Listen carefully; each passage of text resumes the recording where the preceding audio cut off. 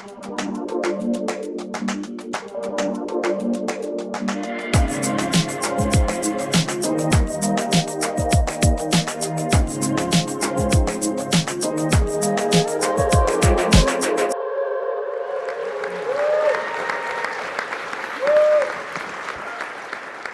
have you ever had one of those dreams where you feel like you're falling through the air and you're just desperately trying to grab on to anything and everything and there's nothing there to grab onto, and all of a sudden you see the ground coming at you and you're like, oh shit, I'm gonna die, and then all of a sudden you wake up and you're like, oh, it was just a dream? That's basically what the last 18 months of my life have felt like. They've been crazy moments of terror and, despair, balanced with these nice, beautiful moments of hope and relief. So that's what it's been like journeying to myself. But let's start with Standard Meat. As Ben mentioned, we run the company together, and we've had a really incredible last 5 years, since actually the two of us took over as co-presidents. In 2018, our revenue was $500 million, and this year we are proud to say that it is going to finish out at $815 million. And we really judge our success more on our EBITDA than on our revenue, and we've had a 31% growth rate over the last 5 years. In 2018, we sold 65 million pounds of protein, and this year we're proud to say that we're gonna sell 115 million pounds. So the numbers are pretty incredible, right? They speak for themselves, that's wonderful. Now you know a little bit about our business. What's been really incredible is to have been able to share this experience with my brother. So I don't know if you're familiar with this amazing publication. I hope you notice how it's spelled, Meeting Place, right? We like to say it's kind of like the Forbes of the meat industry. At some point, I think we were calling it the Sports Illustrated, the meat industry, Vogue, whatever. You pick your publication. But anyways, we were very, very proud to be recognized because it was such a nice moment for us to stop and reflect and be proud of all of this work that we've just done together with our team. And we're so proud that we have the luxury of carrying on this legacy that is our family business. So Standard Meat was actually founded by our great-grandfather in 1935 in the heart of the Fort Worth stockyards. But we're actually fifth generation in the meat business because our great-great had meat markets in Dallas and Fort Worth. And if our names didn't give it away, right? Rosenthal, Bumenfeld, it's a mouthful. We're also Jewish, Texans, living it up in Fort Worth. And that brings with it its own set of burdens. Our amazing grandmother is 98 years old and still living. And she has some pretty ridiculous stories of clubs that wouldn't let her be members of, neighborhoods she couldn't live in. To think that signs like this existed in our father's childhood still sort of blow me away, right? And I bring this up just because being Jewish is such a big part of our heritage and who we are, not because we're incredibly religious, but just the culture that it brings with it, but then also, in a sense, the burden it brings with it. But let's journey back a bit here. Let's talk about this adorable version of myself, 4 years old. I'm told I was vibrant and energetic, and I had an incredible empathy for a young girl and a lot of confidence.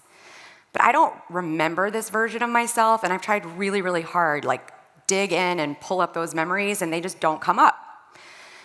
But I do have one very clear memory from my childhood.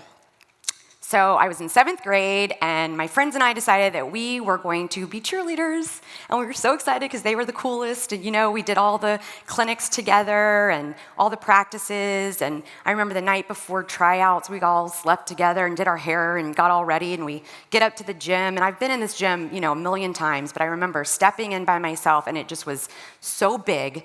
And my footsteps were actually, I could hear them echoing in my ear as I walked to the center to do my, routine and performance. And I remember walking out and thinking, wow, I nailed that, right? And then, as my kids actually call this the old days of the 90s when we, had to go back up to school to see if we made a team, right? To see the, teams posted by the gym door. So this year was the first year our school had tried to do something different. They were going to have an A team and a B team. It was like early helicopter parenting, no cutting thing, but kind of worse, right? Because no one was getting cut, but you had the stigma of you were either on the A team, which was really great, or you were on the B team and then you sucked and like everybody knew it for the whole year. So like I get back up to the school and I remember finally making my way up in front of all the girls that were all like, trying to see the list. And I remember running my finger down that list, and that first list, all my friends' names, but not mine. I made the B team, right? And I remember I couldn't get home fast enough, and I get home and I'm devastated and ashamed and I'm bawling, crying, right? And I remember sitting down with my dad in his office, and he said something like, use this as a moment, this defeat, use it as something to overcome, right? Like, you didn't try hard enough. It's okay. If you try harder, you'll do better. And all I heard was, you didn't try hard enough. You'll never be good enough. Basically, you suck, right? So now there's this new mantra in my head. You suck, you suck, you suck, right? Endless loop. But it also led to things like, you're too ugly, you're too fat, you're not smart enough. It was all the things, right? And I knew that I needed some way to protect myself from this horrible shame and embarrassment that I was feeling. And so I was like, okay, I need a new strategy. Like, what's my new winning formula? Well, like I think many of us, I just was like, well, I'm just gonna get all the gold stars, and I'm gonna achieve, and I'm gonna be good at everything I do, and if I work my ass off, everyone will love me, right? And it worked pretty well. I made all A's. I did eventually become head cheerleader, very proud to say. I was editor of my yearbook, and my most likely to in my senior yearbook was literally most likely to make sure that everything she does turns out perfectly. That is not a joke. I literally sent the page. I pictured Duran the other day, so he knew it was legit. So anyways, that pursuit of perfection followed me into college, where I also made all A's, except for one B+ in Jewish studies, which I think is hilarious and ironic. And into New York, right? So I moved to New York after school. I had this killer job in the fashion industry, because that's what you should do if you want to go into the meat business one day. And this is my darling husband, then boyfriend, probably 2005. We were so fresh-faced and looking good. And anyways, from the outside looking in, you'd be like, wow, she's a kick-ass life, right? Like, she works in fashion, she's got all the right clothes and bags and goes to all the right parties.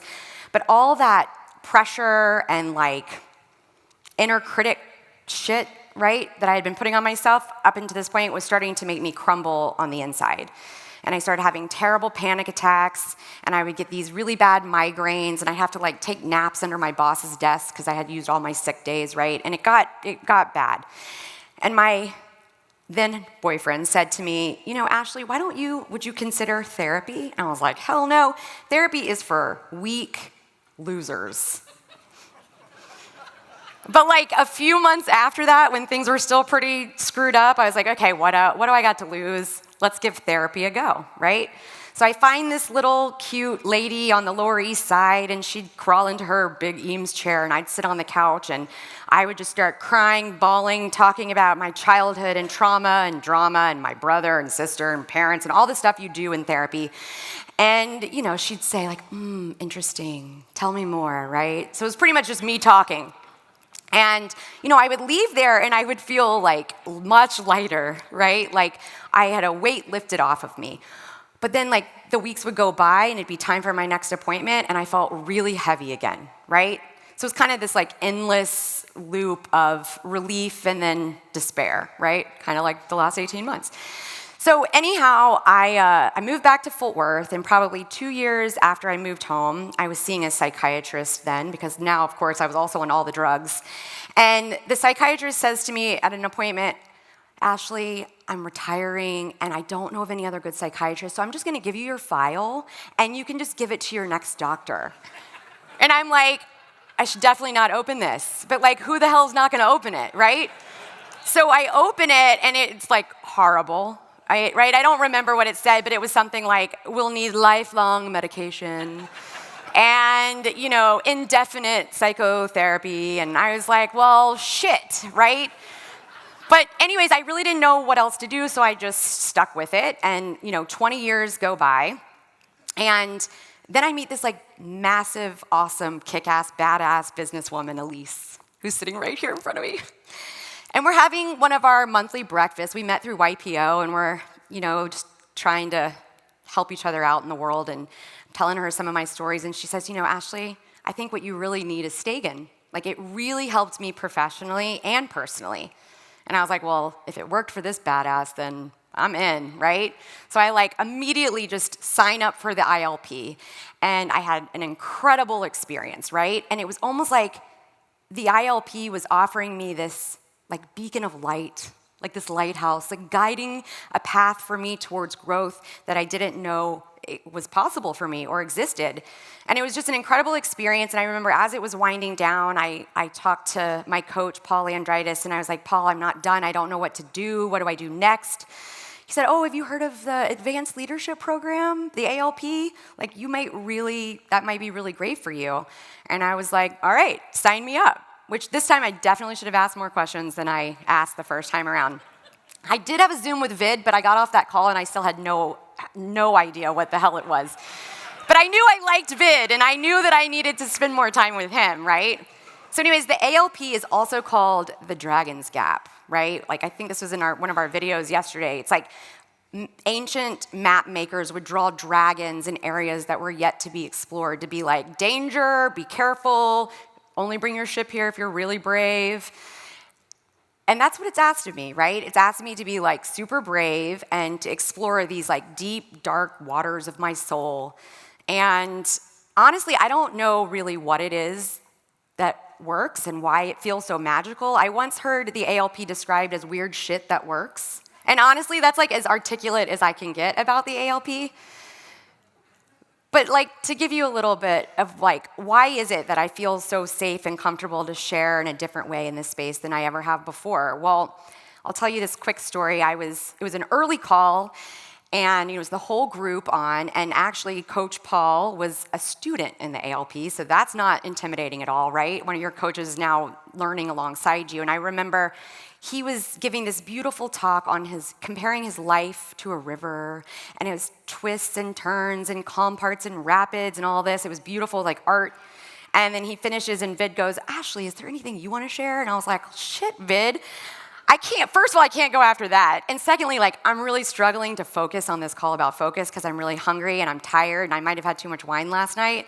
And I get off the phone and I'm like, oh my God, I'm so stupid. Why did I just say that to all those smart people? I feel like such a moron, right?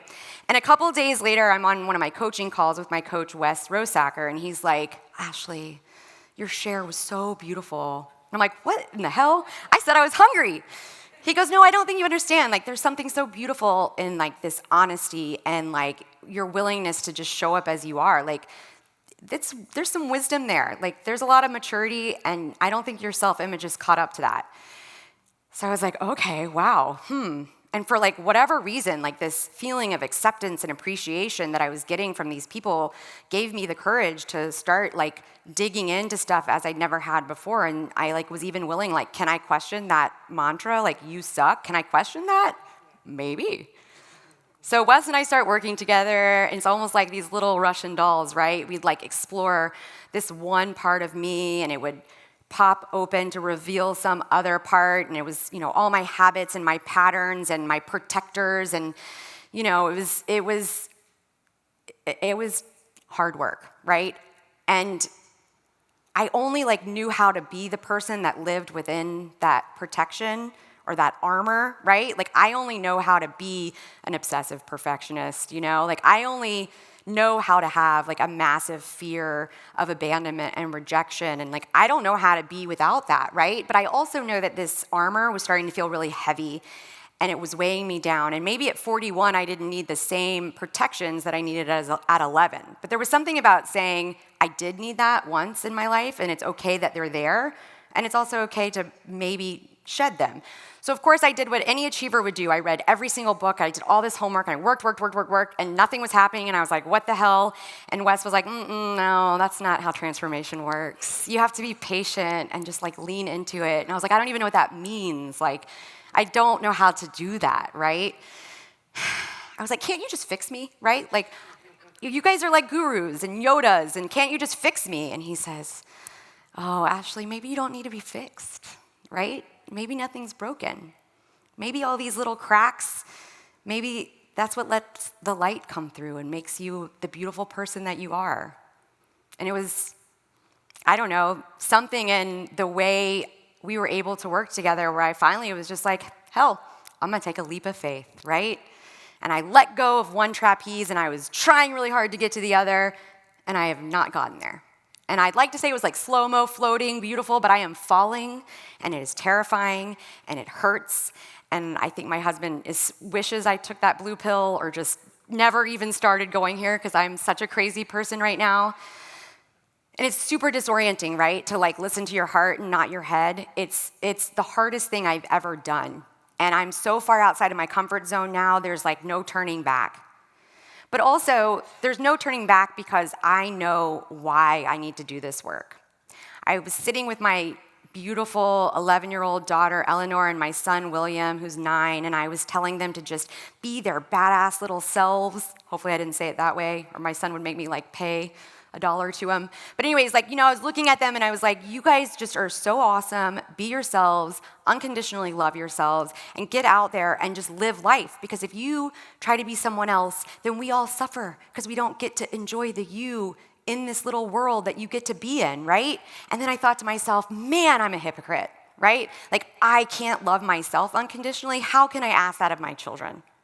And so, I continue the work. But although I'm living in this middle part and it's hard and it's dark, I have glimpses of light, right? Like as I was preparing for this speech and I was talking a bit about my relationship with my dad, one of my coaches was like, why don't you just sit down with your dad, right? And like have a conversation. Like, what did he see back in the day? And I was like, fuck no, I'm not gonna talk to my dad.